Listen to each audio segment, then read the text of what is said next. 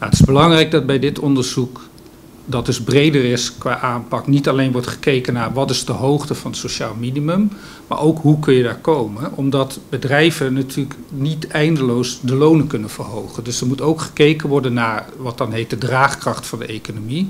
Dus het onderzoek zal ook bekijken van als je nou eenmaal dat bedrag hebt bepaald, wat de hoogte van het sociaal minimum is. Wat is nou een verantwoorde manier om daar te komen, zonder dat je de economie heel veel schade toebrengt. Dus als je het minimumloon zo hoog maakt dat bedrijven dat niet kunnen betalen, ja, dan worden mensen werkloos en dan heb je sociaal minimum maar geen werk. Dus dat is ook wat je wil voorkomen. Dus het is best ingewikkeld om die weg af te leggen naar het sociaal minimum. En er is gevraagd aan de commissie om daar ook advies over uit te brengen.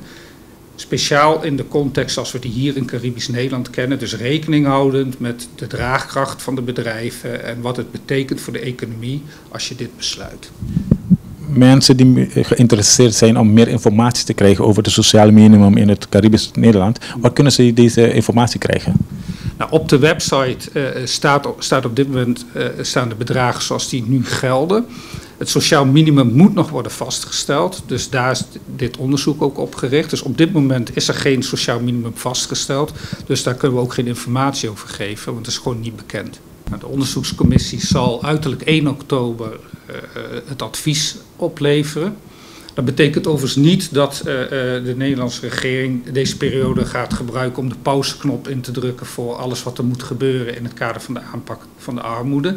Die aanpak die loopt door. Op 1 januari zijn er al een aantal aanpassingen geweest. Op 1 januari is het minimumloon met ruim 18% omhoog gegaan. De AOV, dus het pensioen, met meer dan 30%. En de belastingvrije som, dus het bedrag waarover je geen belasting hoeft te betalen, is met $5.000 verhoogd. Nou, er zijn een aantal maatregelen dus al in werking. Op de website van de Rijksdienst Caribisch Nederland, rijksdienstcn.com, bij sociale zaken, Asuntenang Sociaal in het Papiamento, het is ook in het Papiaments beschikbaar, staat een overzicht van alle bedragen zoals die op dit moment gelden voor Caribisch Nederland.